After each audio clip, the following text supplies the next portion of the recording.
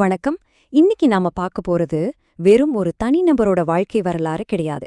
இது பங்குச்சந்தை அப்படிங்கிற மாபெரும் கடல்ல நீந்தி வெற்றி பெற்ற ஒரு சகாப்தத்தோட பதிவு. இந்தியாவின் பிக் புல் அப்படின்னு கம்பீரமா அழைக்கப்படுற ராகேஷ் ஜுன்ஜுன்வாலாவோட பிரம்மாண்டமான ஆழமான வாழ்க்கை பயணத்தை தான் இந்த பதிவுல நாம அலச போறோம். ஒரு நடுத்தர குடும்பத்துல பிறந்த சாதாரண ஒருத்தரால இந்திய பங்குச்சந்தையே எப்படி தங் கைக்குள்ள கொண்டு வர முடிஞ்சது? யோசிச்சு பாருங்க. எந்த பின்னணியும் இல்லாத ஒரு சாதாரண மனிதன் தன்னோட கடின உழைப்பாலும் அசாதாரணமான நிதி மனநிலையாலும் எப்படி ஒரு மாபெரும் லெஜெண்டா மாறினார் அப்படிங்கறத தெரிஞ்சுக்கிறது முதலீடு செய்ய நினைக்கிற ஒவ்வொருத்தருக்கும், குறிப்பா இளம் தொழில் முனைவோருக்கு ஒரு மிகச்சிறந்த பாடம். அவருடைய இந்த பிரம்மாண்டமான பயணம் ரொம்பவே ஒரு சாதாரண இடத்துல இருந்து தான் தொடங்குச்சு.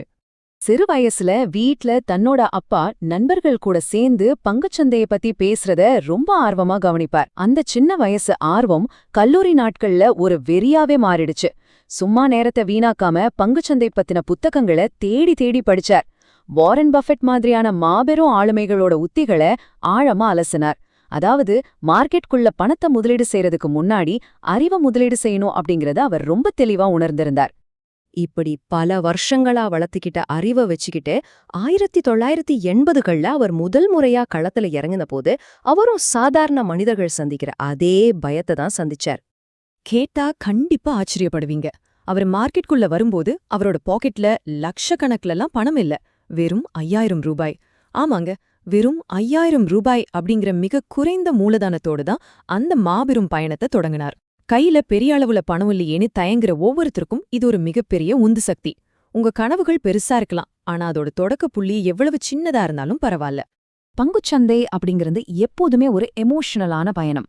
மார்க்கெட் சரியும்போது ஏற்படுற பயம், முதல் முறையா வர்ற நஷ்டம், அந்த ரிஸ்க், மன அழுத்தம், இது எல்லாத்தையும் அவரும் ஆரம்பத்துல கடந்துதான் வந்தார். இன்னைக்கு நீங்க மார்க்கெட்டை சந்திக்கிற அதே குழப்பங்களை அன்னைக்கு அவரும் அனுபவிச்சார்.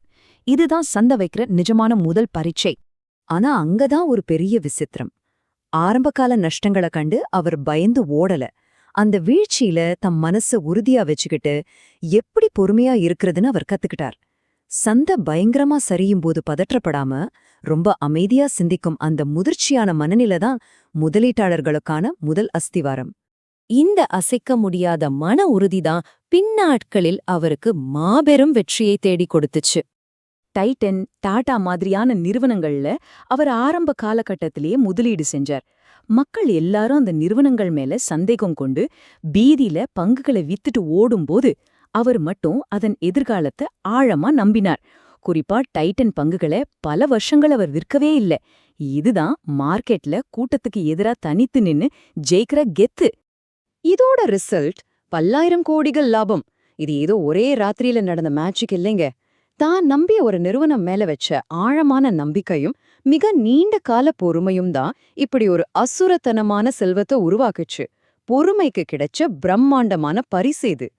இப்போ இளம் தொழில் முனைவோரான நீங்க ரொம்ப கவனமா கேட்க வேண்டிய இடம் இது.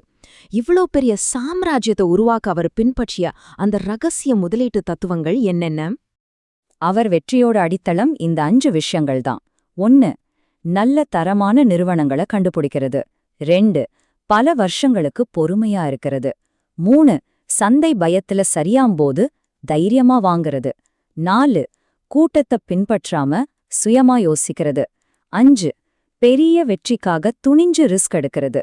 இந்த 5ம் ஒரு ஆரம்ப நிலை முதலீட்டாளருக்கான மிகச்சிறந்த வேதவரிகள். இதுல இந்த பயத்துல வாங்குறது அப்படிங்கிற உத்திய நம்ம கொஞ்சம் ஆழமா புரிஞ்சுக்கணும். ஊரே பயந்து போய் பங்குகளை விக்கும்போது விலைகள் ரொம்பவே கம்மியா இருக்கும்.